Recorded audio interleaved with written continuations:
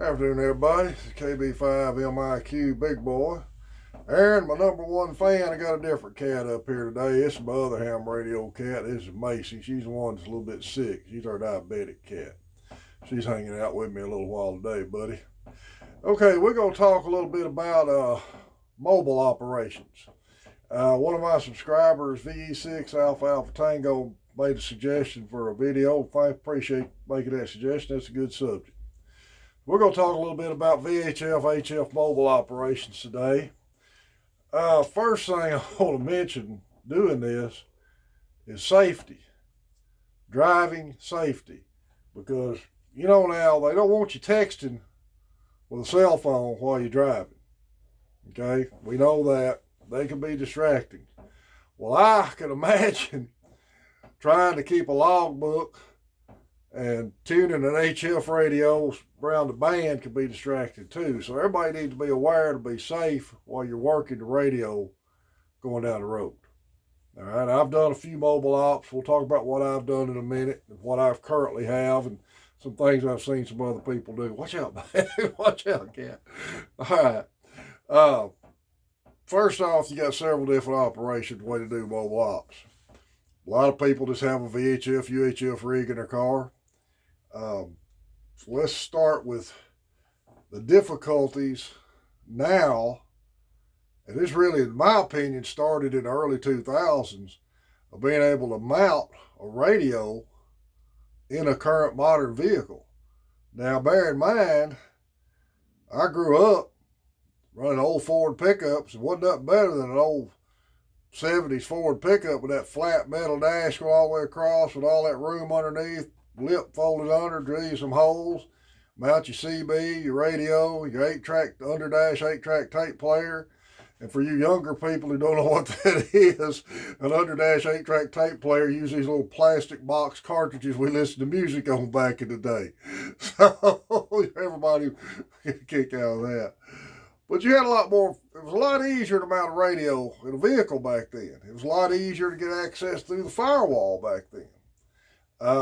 I haven't had a permanent mounted radio in a truck of mine since the 80s. I was going to mount the VHF radio I got in this 03 Dodge I bought in 03, but I couldn't figure out a place to put it on the dash where it wasn't in my way, the gear shifter's way, because that truck had a 5-speed in it, or a passenger's way. So, same with this 2010 Ford I've got. I couldn't figure out a way to mount one. Plus, getting wires through the firewall is a lot different now than what it used to be. So in my personal case, I use a Yaesu FT270 talkie with a mag mount antenna. I just break through the door, and I use the 20 amp rated auxiliary power socket and a DC power adapter to power it. And that's all I use running mobile. Works fine. Well, I mean, I can hit repeaters from my house on the road at least 10, 15, 20 miles away. So it works fine for me running mobile. Now, if you want to run HF, hey, quit biting me. If you want to run HF, a little different story. Now, back when I got into this hobby, like I said, I was still running an old Ford pickup, and I mounted a Ranger 10-meter mobile in my truck. And I made some contacts on 10 meters back in the day. My sunspot cycle was going. I wasn't as crazy about running mobile. I like to work a mobile station from the house, just for the contact of working a mobile station, like working aeronautical or shipborne transmission. But personally, working HF from a truck was always a little distracting for me because I like to keep a logbook. I keep a written log. And even though logbooks I don't believe are required anymore, most ham serious HFers, DXers keep a logbook. So some of you guys that do this modern mobile HF going down the road, you might chime in on how you keep your logbook. Now, back in the day, like I said, I run a Ranger 2950 10-meter mobile.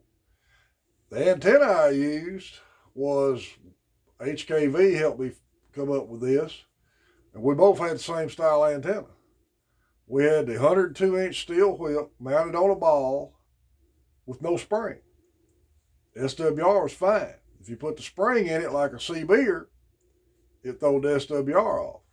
And like in the old CB days, see, a 102-inch steel whip, there's no way to adjust it. And what I was always under the impression of, and actually checked it with a meter, if you had 102-inch steel whip, the right spring-mounted spring ball that goes in the middle of it, spring, mounted to the mounting ball, the SWR was fine. On 10 meters, we just took the spring out. Screwed the antenna straight into the base ball, worked like a champ, worked good. Of course, 102-inch steel whip's kind of aggravating going down the road. You make people in the drive-thrus mad if you don't have it tied down. Now, if you want to run a 100-watt rig mobile, and I know guys has done it, you're going to have to carry your wire probably straight to the battery, proper size wire. You don't want to burn anything up running too small a wire. You're probably not going to be able to hook straight to a fuse box unless you know which fuse to hook to, depending on the make and model of your car. My suggestion is go straight to the battery with it.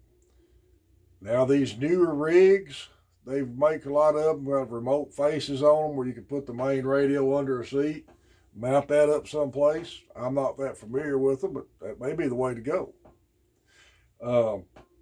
Different bands different antennas for different bands. Multitude of antennas out there to use running mobile HF. I know another friend of mine, W5MAS, that was helped me get into this hobby back in the day. I know he used to run the Hustler single band for each resonators for each band, and he just had a whole tray of them. He kept his toolbox on his truck with a bumper mount, and you can get those that I think are either rated for 300 watts, or you can get them for a kilowatt and a half. And this makes a bigger resonator, but you have to stop and change the mast out with the resonator for whatever band you're running. Pretty much, I know they come up with one they call an Outbacker that had a loop that you just plugged in down, which still means you'd have to change it for whatever band. They've got antennas out that I'm not really familiar with to run mobile with that are multi-band, but you probably have to have an onboard tuner in your vehicle. So, is it a good thing to run? Yeah. I don't see nothing wrong with running mobile HF. I personally don't do it because I'd rather work it out of my shack. But there's nothing wrong with mobile HF. A lot of guys do it. Like I said, you have to figure out a way to mount your radio in there safely. Got to run into a problem with theft. Do you leave a expensive radio in a car like that, where it can be seen? So it's another thing to think about. I had a last 2 meter I had mounted a pickup was an Alinco 110, which come with a real quick release bracket. Just pop it and it'd come right out. And I'd always pop it out when I stayed overnight in a hotel, either take it in the hotel room with me or at least shove it up under the seat so somebody looked there and just see an empty bracket hanging there. You know, it's something else to think about. Also, antenna mounting, radio mounting, you're going to be drilling holes in your car. So you want to do it as neatly as possible and be able to at least plug it or repair it if you decide to get rid of the car down the road. Something else to think about. I could talk about multiple ways to do this till I was blue in the face, but it's all going to depend on the type of vehicle that you're running, the type of radios you want to run, and what kind of antennas you've got. This would be a mobile shack like this would take a lot of planning to get it done right, to where you don't have problems with it going down the road. You don't want to take a chance of low voltage in the radio. You don't want to do anything electrical to your car now with all these cars with all the computer control stuff in them. You got to be another thing to think about. I'm not sure if you transmit even 100 watts with it mounted to a car, and somebody can chime in and comment on this. I'd appreciate it if it runs a chance of messing your onboard computer up. Bet you money if you put an amp on it, you may run into that problem. I don't know how well these computers are shielded in these cars from RF interference. So that's something else to think about. I've never noticed it running 2 meters, even when I had a 50 watt 2 meter radio in a vehicle. Of course, those were older vehicles I had them in. I haven't had a 50 watt radio in one of these more modern vehicles in the last 15 years, 20 years. Actually, I run a 5 watt talkie, and with a hand mic on it, and a mag waterwave mag mount. Works fine for me, does what I need to do running mobile. But remember, running mobile, safety, you don't want to be a distracted driver. I can see where you can be real easy to be distracted tuning an HF radio. Now, a lot of guys may come up and say, well, we do preset frequencies in our memory, and that's fine. But you're trying to make a contact. I know ham radio operators well enough to know you're trying to make a contact going down the road, and say the guy that you're trying to make a contact with is a little off frequency. You're probably going to reach down and try to use your RIT or clarifier to clear it up, or try to tune him in a little better while you're driving. Now, looking at a frequency readout and driving at the same time, it's kind of like texting at the same time. Better be careful. I don't want to see anybody have a wreck trying to make a radio contact. And again, logging. I don't know how people handle their logs running mobile, because a lot of people, if they work a mobile station, may want a QSL card from you for a mobile contact. So you'd have to figure out, either have to tell them, hey, I'm not logging this, you log it and send me the card and I'll return off yours, or however you do a log. And like, again, somebody that works a lot of HF mobile, please comment and tell me how you do your logs. I'll add that to another video. Repair your vehicles, not a lot of room in these new vehicles, the way these dashes are made, and especially the all plastic and contouring around the curvature stuff of them. There's not a lot of room in them. So that's something to think about, putting a radio in a vehicle. Alrighty. I appreciate everybody who subscribed. We've hit 210 subscribers. I've had some people email me with some questions I've tried to answer. I appreciate that. I really do. Getting a lot of good comments on the channel. Like I said, we try to do this strictly to promote the hobby. I like to give a shout out to the local ham shop. And they're available online also. Main Trading Company out of Paris, Texas. They hosted a sidewalk sale the second Saturday in March. First one since COVID restrictions kind of lifted. Had a real good, successful sale, and it's supposed to be bigger in April. I believe it's going to be the second Saturday in April in Paris, Texas. Try to make it. He's moving across the road to a bigger parking lot and have more room. Give away some prizes. A good event to attend. It's a good company. I try to support them. Anything I can buy local, I try to buy it from them. Main Trading Company online. They do online shipping. So something to think about. And this is just me throwing a plug out to them. I'm not sponsored by anybody in any means. It's still a small channel, and I'm trying to promote the hobbies. All I'm doing.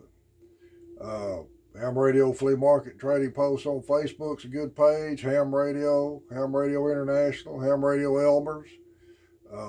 There's a lot of good Facebook pages to research ham radio. Ask your questions. Please ask your questions. I always try to give you a good answer. And if I don't know, I will tell you I don't know. I'll try to get you the information from another means. But there's things, aspects of this hobby that I haven't been exposed to. And like I said, this is a hobby for everybody. And you can find a portion in it you like. And digital is something I ain't got into yet. So if you ask me a question about digital, I'm going to have to either hand it off somebody else or just tell you I don't know. But please ask. I'll try to help you any way I can. Thank everybody who subscribed to the channel, and I hope everybody has a great week. This is KB5MIQ Big Boy 73.